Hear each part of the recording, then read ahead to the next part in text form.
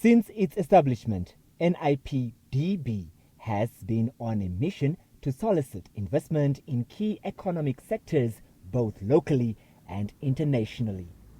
With its well-publicized investment drives at international platforms, NIPDB says local engagements have taken place that have determined a number of industry-specific needs.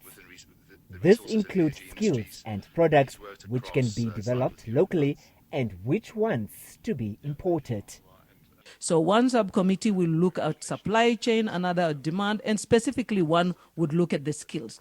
And that will work with the National Training Authority, with the Namibia University of Science and Technology, and the University of Namibia to identify that skills. And yes, specifically the vocational training centers, the artisans, to identify what skills are those ones and what do we need to do to make sure that our NTAs are also teaming up with the relevant organization and forming MOUs and relationships that will help us build that skills. So we have identified that need and we have already started to structure ourselves. The first meeting has been held already where the structure has been put together, and the second meeting will follow because the working committees are now constituted.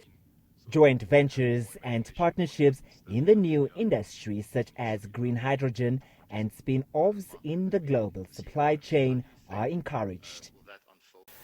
When you do go to outside markets, one of the key things you're concerned about is Namibia could just be used to enable their industries. But in actual fact, this opportunity can be used to meet the Vision 2030 that the leaders that have painted the Namibian house had always sort of wanted, right? To become an industrialized nation that moves from a primary sector focused economy to a secondary sector focused economy that is now manufacturing goods, and then of course later on possibly to a tertiary one where we can start teaching others and giving services. So for example, Mauritania has actually reached out to our government to say, could you come to Mauritania and teach us what you're doing in Namibia?